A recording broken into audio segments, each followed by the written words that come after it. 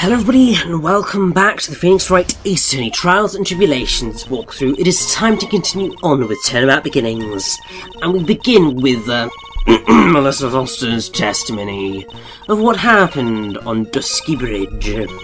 Now, Melissa Foster's name is, we clearly know it's fake, but Melissa comes from the Greek word Melissa, and it means honeybee, which in turn comes from Meli, which means honey. Obviously she's very sweet, but also you have got the potential thing of Melissa being a play on malicious. It doesn't quite work out for me quite so well, but you get the gist.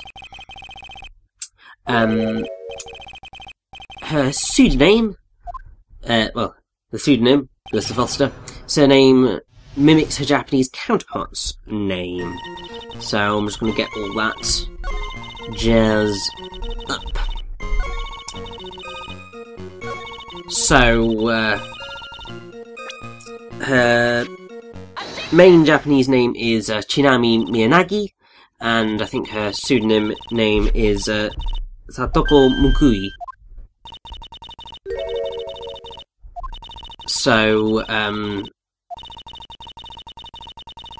we've already gone over the Miyanagi and Chinami with Beauty Willow and Heartless Typodelio, but Satoko Mukui literally translates to a vengeful foster child.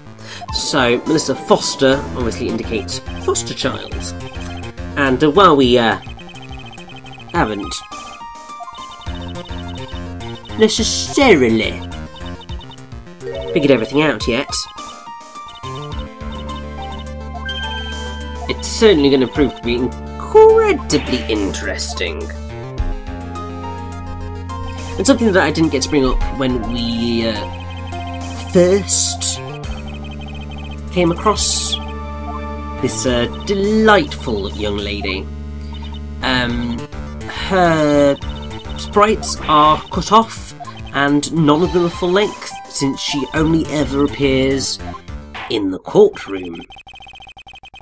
Which is actually something that I do find to be quite fascinating, and she holds that title with Frank Sawrit and Richard Wellington. So Frank Sawrit is the first witness that we ever deal with in the franchise, because he is the murderer of Cindy Stone. And then Richard Wellington is the sole witness of the murder of police officer Dustin Prince, which was the first case of Justice for All. So a lot of people with dealing with just the first case, because I suppose there's no because there's no investigation phase, there's no need for them to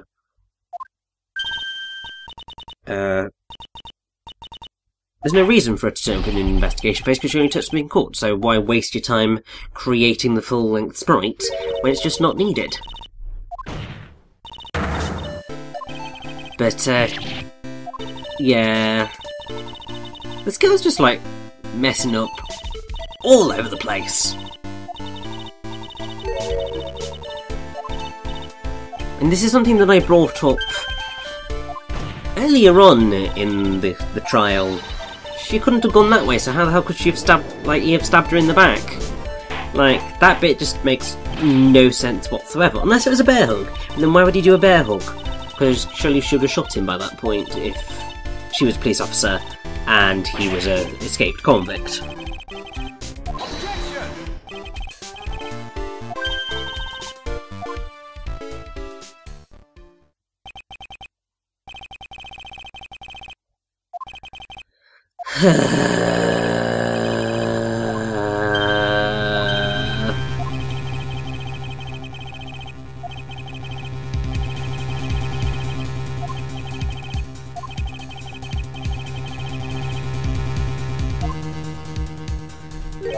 That's just a majorly asshole-ish move.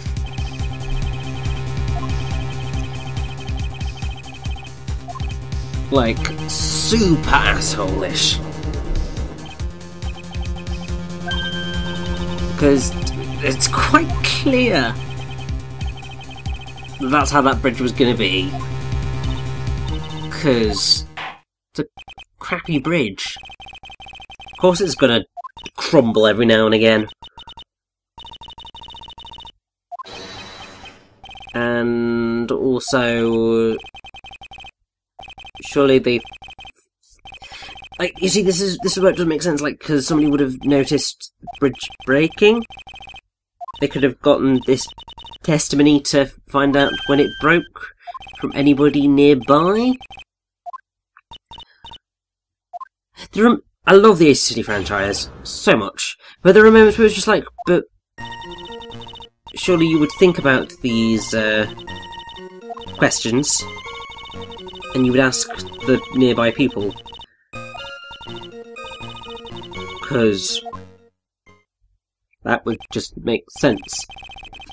And also, ultimately, in a real trial, both the prosecution and the defence will generally, I think, have all the pieces of evidence and the facts of a case. Because ultimately it just doesn't make sense.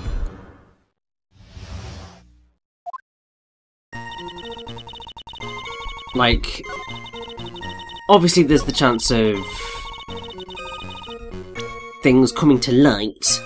Objection! But ultimately, both the prosecution and the defence have got to know, because they've got to be able to form their defence or their prosecution based on the evidence available. And ultimately that will change whether they need to put more pressure onto testimony or physical evidence, all that sort of stuff. You need that preparation period to be able to sort things out.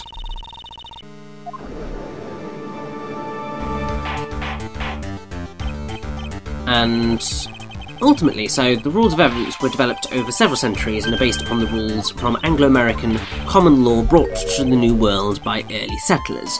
The whole purpose was to be fair to both parties, disallowing the raising of allegations without a basis in provable facts. Annoyingly, that sometimes means certain cases can never really go anywhere on legal technicality, but obviously in a lot of trials you need evidence to be able to have any sort of certainty about what happened.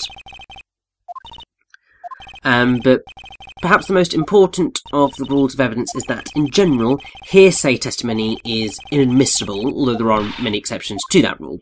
In the UK, the Civil Evidence Act 1995 Section 1 specifically allows for admission of hearsay evidence. Legislation also allows for hearsay evidence to be used in criminal proceedings, which makes it possible for the accusers to induce friends or family to give false evidence in support of their accusations, because normally it would be rejected by the presiding authority or judge.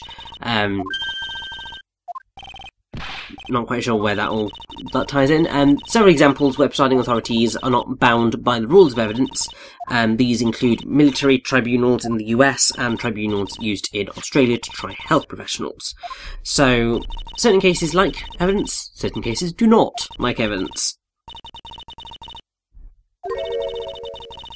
And then with US law you get even more complicated stuff with the presence or absence of a jury, because so John Wigmore's celebrated treatise on the system of evidentiary rules filled 10 volumes, and apparently in 1898 James Bradley Thayer said that English lawyers were surprised by the complexity of American evidence law, such as its reliance on exceptions to preserve evidentiary objections for appeal. So, yes, so the Stanford legal historian Lawrence Friedman, along with many other legal experts, or some other legal experts, have argued that the complexity of American evidence law arises from two factors. One, the right of American defendants to have findings of fact made by a jury in practically all criminal cases, as well as many civil cases, and two, the widespread consensus that tight limitations on the admissibility of evidence are necessary to prevent a jury of untrained laypersons, general public, from being swayed by irrelevant distractions. In his words, a trained judge would not need all these rules, and indeed the law of evidence in systems that lacks a jury is short, sweet and clear. However, those views are characteristic of an earlier generation of legal scholars. And the majority of people now reject the formerly popular proposition that the institution of trial by jury is the main reason for the existence of rules of evidence, even in countries such as the US and Australia. And they argue that apparently other variables are at work. If that made any sense to you, well done! Because I think I've mostly got that, but maybe not entirely all of it.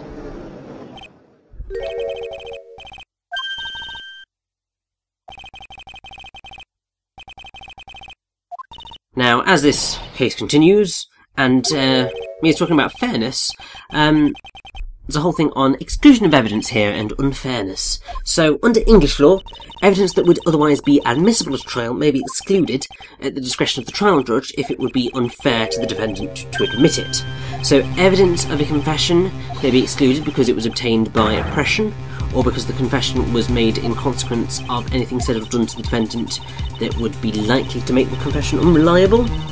So, in these circumstances, it would be open to the trial judge to exclude the evidence of the confession under Section 78(1) of the Police and Criminal Evidence Act 1984, PACE, or under Section 73, PACE, or under common law, although in practice the confession would be excluded under Section 76, PACE. Other admissible evidence may be excluded at the discretion of the trial judge under 78 PACE, or at common law if the judge can be persuaded that, having regard to all the circumstances, including how the evidence was obtained, admission of the evidence would have such an adverse effect on the fairness of proceedings that the court ought not to admit it. With the US and other countries, I think it's a little bit simpler. In that evidence may be excluded from trial if it is the result of illegal activity by law enforcement, such as a search conducted without a warrant. Such illegal evidence is known as the fruit of the poisonous tree and is normally not permitted at trial.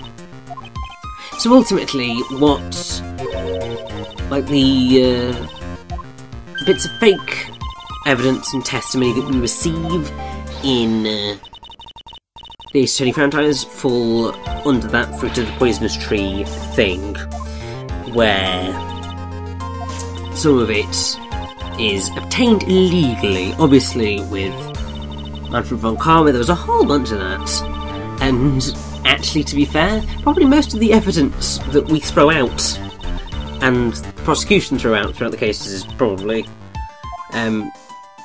illegal evidence because, we just sort of picked that up off the ground and didn't tell the police about it. So, that would technically be illegal, I feel. But yes, we are finally getting to the crux of the matter. Clearly, Melissa Foster was the one who put the body in the boot. Because, it just makes sense.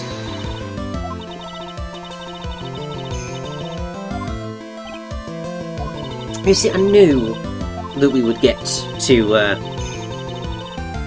this because, as Mr. Foster said already, her camera has a timer on it. Boy. So she could set it up, let it roll. Although I have to say that's some pretty epic foreplanning to get the shot just right and to make sure that you're standing in just the right position or just getting ready.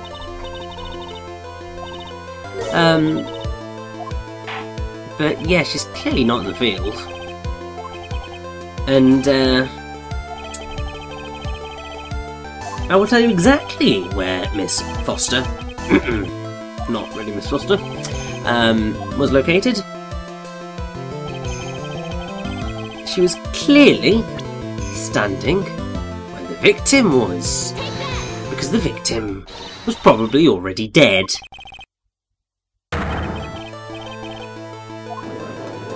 Yeah.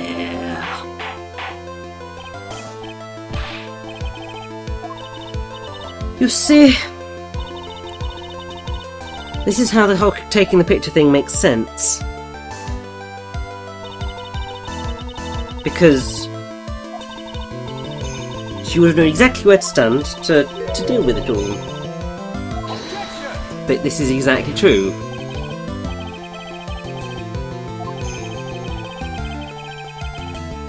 Well, no, Edgy. Because the victim was already dead by the time that photo was taken. Clearly. Because there is, like, no time in this whole space of things that makes any sort of sense.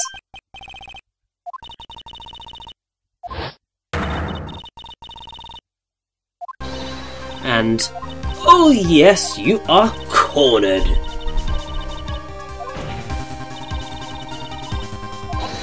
Because yeah, this is the whole thing that didn't make sense from the start of the case, is that if he killed her and then put her in the car, that just doesn't make any sense, because it'd clearly be easy to just, you know, lob her off the bridge. This probably won't be found. But also, if there was someone taking a photo, then it would have been simple. But also, yeah,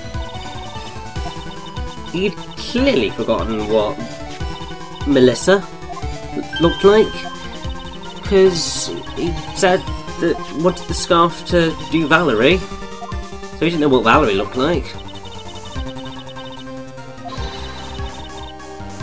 Yeah, you see, it all makes sense. Can we wrap this up now? Be nice, because we know that you're not all sugar and rainbows, Missy. So I'd quite like to bring this to a close, but I know that that's simply not how these things work, because we're dealing with Edworth dealing with Manfred von Karma. So Joy.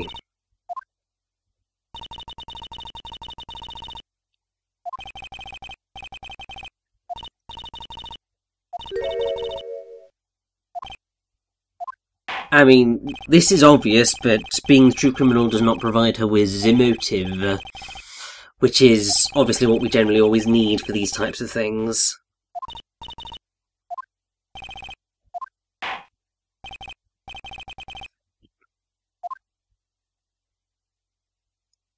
And it is all to be continued. Now, normally,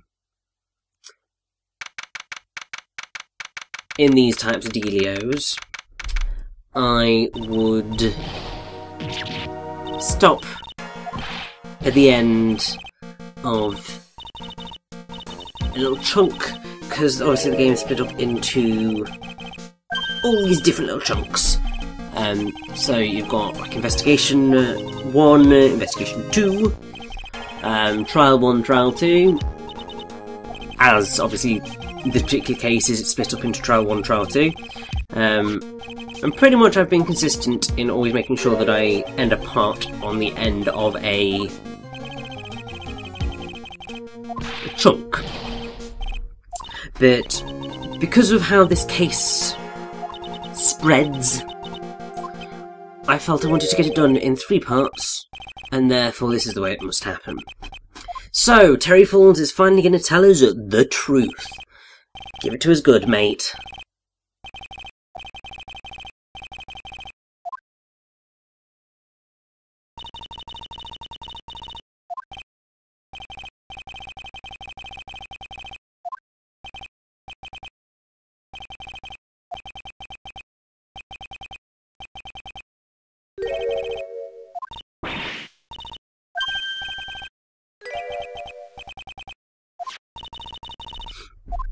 And oh, Dahlia Hawthorne. That's a name we haven't heard in a while, have we? Certainly not a name we'd associate with a certain red-headed girl at all, eh? Now, the one thing that is very creepy about this whole dealio, I mean, it's slightly less creepy when you know what the age gap is, because it's technically only about 6 years.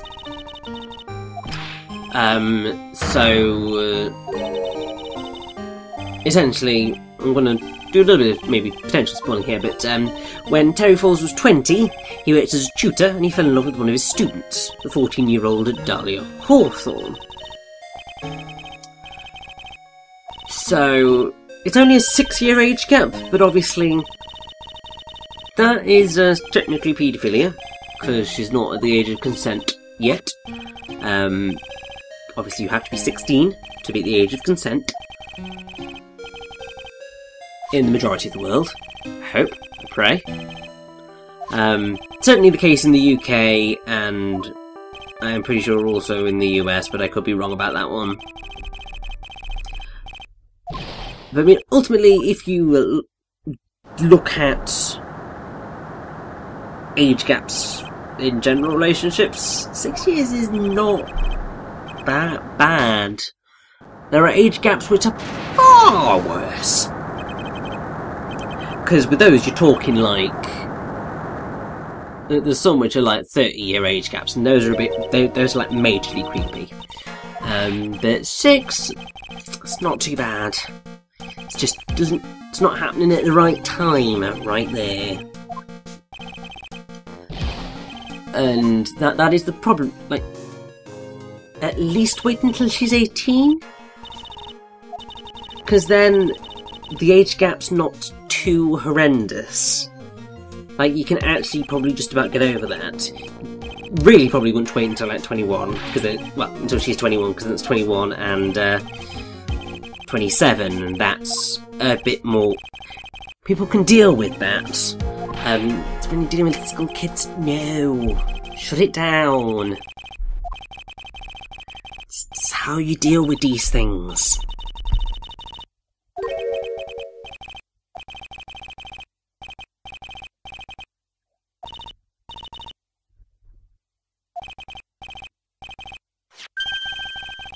And... oh, yes. What did happen to that $2 million diamond?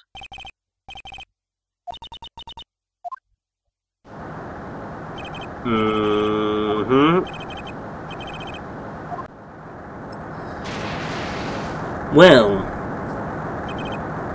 if that's not the most suspicious thing you ever did here, I do believe Miss Dahlia still has the frickin' diamond. What a cowbag. Like, I mean, I already knew she was a cowbag, but this is just making it even worse.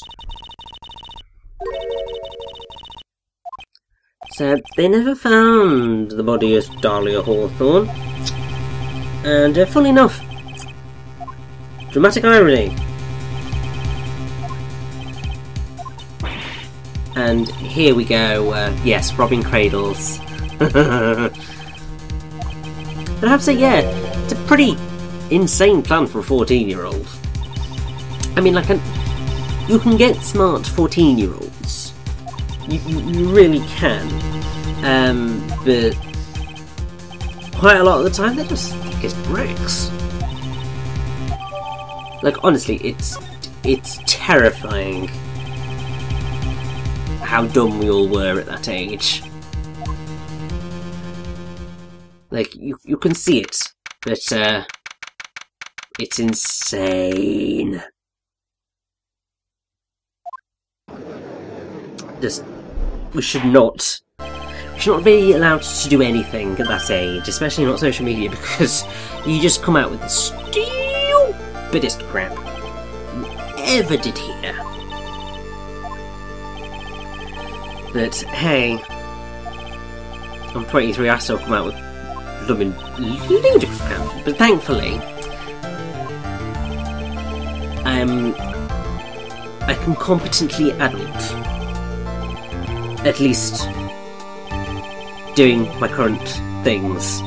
Not quite parent and long-term relationship adulting yet.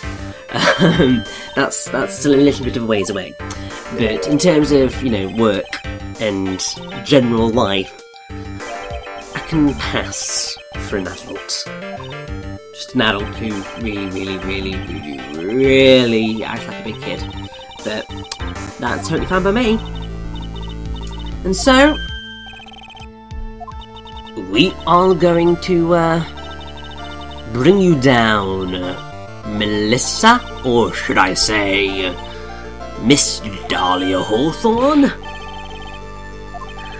Honest and upstanding, my ass. So bring it, girl.